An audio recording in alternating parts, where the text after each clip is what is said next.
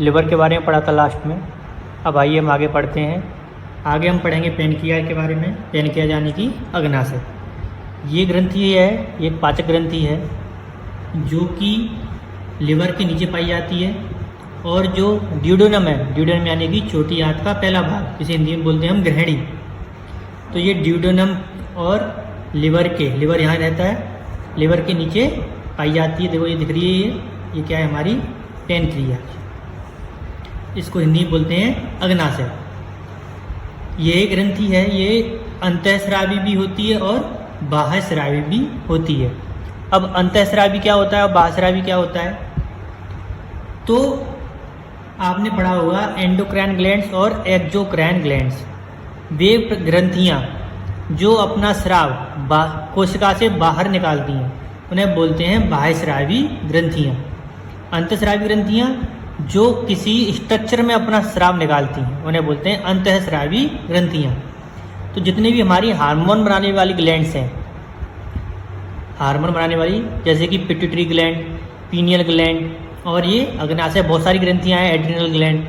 तो ये सभी अपना जो स्राव है, जो अपना सिक्रीशन है, ये किसी पाइपलाइन या किसी कोशिका के अंदर निकाल डालते हैं। तो जो अंतःस्रावी ग्रंथियाँ होती हैं वो अपना स्राव कहाँ निकालती हैं? हमारी ब्लड वेसल्स में, जहाँ हमारा खून बह रहा है जिन नलिकाओं में, उसमें अंदर। तो ऐसी ग्रंथियाँ जो अपना स्राव किसी वेसल्स के अंदर निकालती हैं उसे बोलते हैं अंतःस्रावी ग्रंथियाँ, और जो बाहर निकालती हैं उन्हें बोलते हैं बाह्यस्रावी ग्रंथियाँ।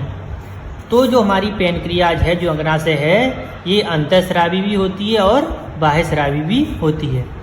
तो यह अंतःस्रावी के रूप में दो प्रकार के हार्मोन बनाती है, इंसुलिन और ग्लूकागॉन। इंसुलिन हम सबने सुना है, जो डायबिटीज़ वाले पेशेंट होते हैं उनमें इंसुलिन की कमी होने से ही क्या हो जाता है? डायबिटीज़। तो ये कौन सी ग्लैंड के कमी होने से होता है? पेनक्रिया यानी कि अग्नाशय की कमी से। तो पेनक्रिया बाह्यस्रावी क्या निकालती है? ये अग्नाशयी स्राव निकालती है, ऐसे प्रकार के पाचक रस निकालती है जो कि हमारे पाचन में मदद करते हैं। ठीक है, तो अभी हमने पेनक्रिया के बारे में पढ़ लिया। अब यहाँ पे इस डायग्राम में आप देख सकते हैं, ये हमारा पित्ताशय है। पित्ताशय यानी कि गॉल ब्लैडर। इसके अंदर क्या रहता है? पित्तरस। और इसके ऊपर क्या रहता है? यहाँ पर अगर हम देखें, कल हमने डायग्राम में बताया था, क्या रहता है इस प्रकार से? लिवर। तो जो लिवर से क्या है, दो वाहिनियाँ आती हैं, इन्हें बोलते हैं यकृत वाहिनियाँ। ये जहाँ से क्या आता है? यकृत से रस निकल कर आता है जो पाचन में मदद करेगा। ये क्या है? हमारा पित्ताशय है। पित्ताशय वाहिनी द्वारा रस निकल कर आएगा, जो क्या होगा? इसमें क्या होंगे? पाचक रस, जो कि भोजन को पचाने में मदद करेंगे। देखिए ये होते हुए यहाँ तक आ गए। अब ये क्या है? अग्नाशय। अग्नाशय से भी एक नली आ रही है, नलिका आ रही है, जिसे बोलते हैं यकृत अग्नाशयी वाहिनी। यकृत अग्नाशयी वाहिनी क्यों? क्योंकि ये यकृत से जो वाहिनी आ रही है उससे जुड़ रही है, और ये दोनों आपस में जुड़ करके हमारा जो ग्रहणी है, जो छोटी आंत का पहला भाग है ड्यूडेनम, उसमें आकर के खुल रही है, और यहाँ आकर के अपना जितना भी पाचक रस है, पाचक एंजाइम्स हैं, जो भी पाचक पदार्थ हैं जो भोजन के पचाने में मदद करेंगी, यहाँ पर आकर उनको वो छोड़ देंगे। इतना क्लियर है? तो हमारा जितना भी पाचक रस है, जो लिवर से आया, जो पित्ताशय से आया और जो अग्नाशय से आया, वो आकर के कहाँ खुल गए? हमारे ग्रहणी में। अभी तक हमने देख लिया कि पाचन क्या होता है, आहार नाल क्या होती है, कौन कौन सी ग्रंथियाँ हैं जो पाचन में मदद करती हैं। हमने आहार नाल के बारे में पढ़ लिया, पाचक ग्रंथि, लिवर, लार ग्रंथियाँ और अग्नाशय यानी कि पेनक्रियाज, उनके बारे में हमने अच्छे से पढ़ लिया है। मैंने डायग्राम से भी आप लोगों को समझाया है। अब हम पढ़ते हैं भोजन का पाचन, जो हमारा नेक्स्ट टॉपिक है, भोजन का पाचन। तो अब हमने जब खाना खा लिया तो उस भोजन का पाचन किस प्रकार से होता है, उसमें कौन कौन से ऐसे छोटे छोटे अवयव हैं, छोटे छोटे कंटेंट हैं जिससे मिलकर के वो भोजन बना हुआ है। तो कौन कौन से एंजाइम्स हैं, कौन कौन सी ग्लैंड से निकलता है जो उनका पाचन करती हैं। मैंने शुरुआत में ही आपको बताया था कि जो भोजन का पाचन है उससे हमें, पाचन का मुख्य कार्य क्या है? हमें उससे एनर्जी प्राप्त करनी है। उसको ऐसे छोटे छोटे पदार्थों को तोड़ना है जिससे मिलकर के वो भोजन बना हुआ है। तो अब आइए हम पढ़ते हैं भोजन का पाचन। तो हम सबको पता है कि जो मैंने पहले ही क्लास में बताया था, जो भोजन का पाचन होता है वो दो प्रकार से होता है, एक यांत्रिक और एक रासायनिक विधि। यांत्रिक यानी कि उसको अच्छे से मसलना, उसको अच्छे से तोड़ना, जिसका कार्य कौन करता है, जिसका वो हमारे मुख में पाए जाने वाले दांत, हमारे माउथ कैविटी में जो टीथ होते हैं वो अच्छी तरह से भोजन को तोड़ते हैं, उस भोजन को ग्राइंड करते हैं। और मैंने आपको यही बताया था कि मुख गुहा में क्या निकलती है, लार। तो लार में क्या होते हैं, भिन्न भिन्न प्रकार के एंजाइम्स पाए जाते हैं, वो उसके पाचन में भोजन के पाचन में मदद करते हैं। तो लार में हम सबको पता है क्या पाया जाता है, एमाइलेज, टाइलिन और लाइसोजाइम। क्या क्या पाया जाता है, एमाइलेज, लाइसोजाइम और टाइलिन। टाइलिन एंजाइम हमने सुना है मुख में पाया जाता है। तो जब हमने भोजन ग्रहण किया और वो भोजन ग्रहण होकर के कहाँ गया, हमारे मुख में। आइए पाचन को और अच्छे से समझते हैं। मान लीजिए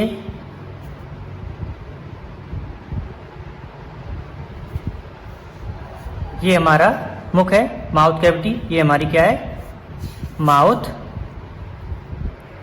कैविटी। अब माउथ कैविटी में क्या है, टीथ पाए जाते हैं। मैं इसको और बड़े अच्छे से बना देता हूँ, बड़ा। ये क्या है, हमारे टीथ, और ये हमारी टंग।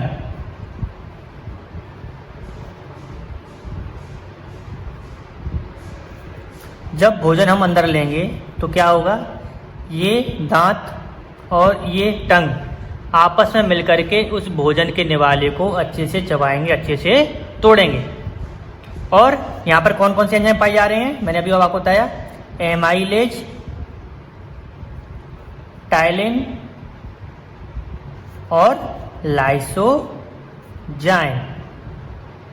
ये 3 प्रकार के एंजाइम्स हैं जो हमारी सैलिवरी ग्लैंड्स, लार ग्रंथियों के द्वारा मुख गुहा में छोड़े जाते हैं। अगर आपको पहली वीडियो ध्यान से सुनी हो, ध्यान से देखी हो, तो मैंने बताया था कि हमारी माउथ कैविटी में 3 प्रकार की सैलिवरी ग्लैंड्स पाई जाती हैं जो कि मुख गुहा में, माउथ कैविटी में भोजन को पचाने में मदद करती हैं। कैसे मदद करती हैं, वो भिन्न भिन्न प्रकार के पाचक रस माउथ में छोड़ते हैं। जो लार होती है उसमें विभिन्न विभिन्न प्रकार के पाचक रस होते हैं जो कि भोजन के पचाने में मदद करते हैं। कौन से पाचक रस हैं, एमाइलेज, टाइलिन और लाइसोजाइम।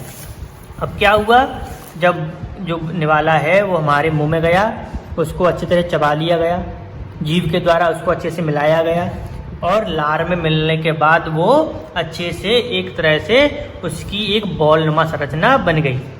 तो भोजन का वह निवाला जो चबाने के बाद और लार से मिलाने के बाद मुंह में बनता है, उस भोजन के निवाले को इंग्लिश में हिंदी में बोलते हैं या इंग्लिश में बोलते हैं बोलस।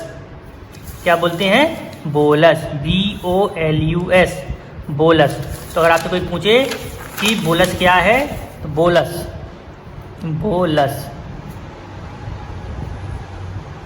बोलस क्या है, ये भोजन का वह भाग है, भोजन का वह भाग जो मुख गुहा में, माउथ कैविटी में अच्छे से चबाने के बाद, अच्छे से लार में मिलाने के बाद बनता है, उसे क्या बोलते हैं, बोलस। क्लियर है। अब बोलस का क्या होगा, उसको निगला जाएगा। निगलने के बाद मैंने आपको वीडियो सेकंड में बताया था, जब भोजन माउथ कैविटी से निकलता है तो वो कहाँ जाता है, हमारी ग्रसनी में। ग्रसनी क्या है, ग्रसनी एक कॉमन पैसेज है, एक कॉमन है जो कि सांस लेने के लिए और खाने चबाने के लिए कार्य आता है। ग्रसनी से कहाँ जाएगा वो, ग्रसिका में। ग्रसिका क्या होती है, ईसोफेगस। मैं आपको बताया था ईसोफेगस, आपको वीडियो पहले याद हो तो उसे क्या बोलते हैं, ईसोफेगस। देखिए इस डायग्राम दिख रहा है, ये वाली जो संरचना है, देखिए इस डायग्राम दिख रहा है आपको, ये वाली संरचना है, इसे क्या बोलते हैं, ग्रसिका। इससे ऊपर माउथ और ग्रसिका के बीच की जो जगह उसे बोलते हैं ग्रसनी, ये वाली। तो यहाँ पे आप देख सकते हैं ये माउथ, ये जो माउथ कैविटी से आ रही है, ये हमारे भोजन नाल, आहार नाल से भी जुड़ रही है, और आगे का जो श्वसन भाग उससे के लिए भी ये कॉमन है। तो मुख गुहा से जब हमने खाने को चबा लिया, बोलस बना, बोलस निकलने के बाद पहले कहाँ जाएगा, ग्रसनी में, ग्रसनी से कहाँ जाएगा वो हमारी ग्रसिका में। ग्रसिका में मैंने आपको बताया था क्या होता है, कॉन्ट्रैक्शन होते हैं, क्रमाकुंचन गतियाँ होती हैं। तो उस गतियों से सहायता से वो भोजन अब हमारे कहाँ पर आ जाएगा, आमाशय में, यानी कि स्टोमक में। तो हमारा जो खाना था अभी कहाँ पहुँच गया, स्टोमक में। लेकिन स्टोमक से पहले से पहुँचने से पहले जो हमारे लार में एंजाइम थे, कौन कौन से एंजाइम, टाइलिन, लाइसोजाइम, ये क्या करते हैं, ये पाचन की रासायनिक क्रियाओं को स्टार्ट कर देते हैं। दांतों के द्वारा जो यांत्रिक क्रिया थी पाचन की वो स्टार्ट हो चुकी है। अब क्या हो गया है, पाचन की जो रासायनिक क्रिया है वो लार में पाई जाने वाली टाइलिन से एमाइलेज से और लाइसोजाइम से स्टार्ट हो चुकी है। तो क्या होता है इसके द्वारा कि जो जल में घुलने वाले कार्बोहाइड्रेट हैं उनका डाइजेशन यहाँ पर स्टार्ट हो जाता है। तो लगभग 30% स्टार्च है, लगभग 30% स्टार्च है वो इन्हीं एंजाइम के द्वारा माल्टोज में बदल दी जाती है। तो लार में जो एमाइलेज पाया जाता है वो क्या करता है, जो भोजन में स्टार्च है उसको क्या में बदल देता है, माल्टोज में। ये केमिस्ट्री है, आपको याद होनी चाहिए। और ये तो क्या काम हो गया, एमाइलेज का। एक आपको याद हो, मैंने बोला लार में पाया जाता है लाइसोजाइम। वो क्या करता है, लाइसोजाइम भोजन में आने वाले हानिकारक कीटाणु जीवाणुओं को मारने में मदद करता है।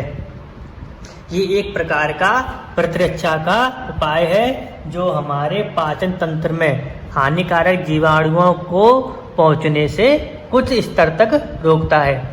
अब ये नहीं है कि आपके लाइसोजाइम पाया जा रहा है तो आप कुछ भी खाने लगो सड़ा गला, नहीं, कुछ स्तर तक हानिकारक जीवाणु हैं उनको हमारे पेट में, हमारे स्टमक में पहुंचने से रोकता है, उनको वो लाइसोजाइम वहीं की वहीं मार देता है। अब माउथ कैविटी में क्या हो गया, माउथ कैविटी में भोजन का चबा लिया गया, उसको लार में मिलाया गया और उसमें पाए जाने वाले एमाइलेज के द्वारा स्टार्च को माल्टोज में बदल दिया गया। तो ये क्या है, एक प्रकार का रासायनिक पाचन है। अब भोजन कहाँ पहुंच गया, हमारे आमाशय में। अब आमाशय में क्या है, वहाँ पर मैंने आपको बताया था जब आहार नाल पढ़ाई थी कि जो आहार नाल है उसकी जो वॉल है वो 4 प्रकार की लेयर की बनी होती है। ये डायग्राम आपको याद हो, सिरोसा और पेशी स्तर, सब म्यूकोसा और म्यूकोसा। अब क्या होगा, जो हमारा भोजन है वो कहाँ पहुँच जाएगा, इस ल्यूमन में। तो हमारा जो पेट में जब भोजन पहुँच गया तो वहाँ पर क्या पाई जाती हैं, तो उसके म्यूकस में जठर ग्रंथियाँ पाई जाती हैं। जठर ग्रंथियाँ क्या होती हैं, ये कुछ प्रकार की ग्रंथियाँ हैं जो भिन्न भिन्न प्रकार के रसों का स्राव करती हैं। तो जो पहला स्राव है वो क्या है, म्यूकस का।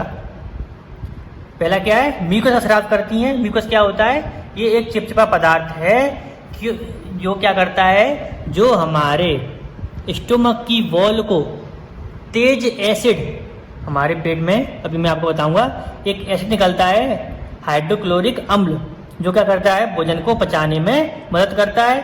लेकिन हाइड्रोक्लोरिक अम्ल उस स्टोमक की वॉल को ना पचा दे, उससे बचाने के लिए क्या होता है, जो ये म्यूकस सेल्स होती हैं ये म्यूकस का स्राव करती हैं और ये म्यूकस स्टोमक की वॉल के अंदर चारों ओर चिपक जाता है, जिससे क्या है, HCl अपना प्रभाव उस पर नहीं दिखा पाता। दूसरा है जो रस निकलता है वो है पेप्सिनोजन। वो क्या करता है, दूसरा जो रस निकलता है वो क्या है, प्रोएंजाइम पेप्सिनोजन। प्रोएंजाइम पेप्सिनोजन का मतलब क्या है कि ये अभी सक्रिय नहीं है, ये अभी निष्क्रिय रूप में है। थर्ड निकलता है ऑक्जेंटिक कोशिकाओं के द्वारा हाइड्रोक्लोरिक अम्ल। तो जब क्या होता है, जब भोजन हमारे आमाशय में पहुंचता है और पहुंचने के बाद वो वहाँ पर 4-5 घंटे तक रहता है। 4-5 घंटे तक भोजन का पाचन कहाँ होगा, हमारे स्टोमक में, हमारे आमाशय में। अब आमाशय की दीवार जो पेशियाँ हैं उनमें क्या होगा, संकुचन होगा। संकुचन के द्वारा क्या होगा, जो अम्लीय रस निकलेंगे, जो रस निकलेंगे वो उस भोजन से मिल जाएंगे। तो इस जगह पर उस भोजन को जो हमारे रस से मिल गया है उसको क्या बोलते हैं? कायम। क्या बोलते हैं? कायम। भोजन का वह भाग जो मुंह में लार से मिल गया उसे क्या बोलते हैं? बोलस। अब जब ये पेट में आकर के पेट वाले रसों से मिल गया है, आमाशय के रस से मिल गया है, तो उसे अब क्या बोलते हैं? कायम। अब जो रस निकले, रस में क्या निकला? हाइड्रोक्लोरिक अम्ल निकला। अब ये हाइड्रोक्लोरिक अम्ल क्या करेगा? जो प्रो एंजाइम पेप्सिनोजन है इसको सक्रिय पेप्सिनोजन में परिवर्तित कर देगा। हाइड्रोक्लोरिक अम्ल निकला, मैंने बताया आमाशय में 3 प्रकार के रस निकल रहे हैं। एक म्यूकस निकालती है कोशिका, एक प्रो एंजाइम पेप्सिनोजन निकाल रही है, इस थर्ड है हाइड्रोक्लोरिक अम्ल निकाल रही है। भोजन हमारे आमाशय में पहुंचा, 4-5 घंटे तक वहां पर रुकेगा। हाइड्रोक्लोरिक अम्ल निकला, प्रो एंजाइम पेप्सिनोजन निकला। जैसे ही हाइड्रोक्लोरिक अम्ल निकला तो जो प्रो एंजाइम पेप्सिनोजन है वो किसमें बदल गया? पेप्सिनोजन में। अब ये पेप्सिनोजन क्या करेगा? जो भोजन में प्रोटीन है उसको पचाने में मदद करेगा। तो याद रखना, प्रोटीन का पाचन कहाँ स्टार्ट हो रहा है? हमारे स्टोमक में। लेकिन जो स्टार्च है उसका पाचन कहाँ स्टार्ट हो रहा है? हमारे मुख में। अगर आपसे कोई बोलता है कि बताओ भोजन का पाचन कहाँ से स्टार्ट होता है, तो आप आंसर लगाओगे उसका मुख में। अगर आपसे कोई पूछता है बताओ प्रोटीन का पाचन कहाँ से स्टार्ट होता है, तो आप बोलोगे आमाशय में। आमाशय में ही प्रोटीन का पाचन स्टार्ट होता है, मुख में प्रोटीन का पाचन नहीं होता। कोई आपसे पूछे कि क्या कारण है कि जो प्रोटीन का पाचन है वो मुख गुहा में नहीं होता, तो इसका आंसर क्या दोगे? कि मुख गुहा में ऐसे कोई एंजाइम नहीं होते जो उस प्रोटीन के पाचन को कर सके। क्लियर है? सबको क्लियर है ना? चले आगे चलते हैं। अब क्या हुआ? जो प्रोटीन है हमारे आमाशय में पहुंची, वो पेप्सिनोजन के द्वारा छोटे छोटे टुकड़ों में काय में प्रोटीओज और पेप्टोन्स में तोड़ देते हैं। जो प्रोटीन है अब वो काय में टूट गई? प्रोटीओज और पेप्टोन्स। अब कोई सोच रहा होगा सर ये प्रोटीओन्स और पेप्टोन्स क्या होते हैं? तो मैं आपको बता दूं, जो प्रोटीन का पूरा स्ट्रक्चर है वो इन्हीं छोटे छोटे हिस्सों से मिलकर बना होता है। एक क्लास 11th में है, बायोमोलिकुलर चैप्टर है, उसमें आपने पढ़ा होगा।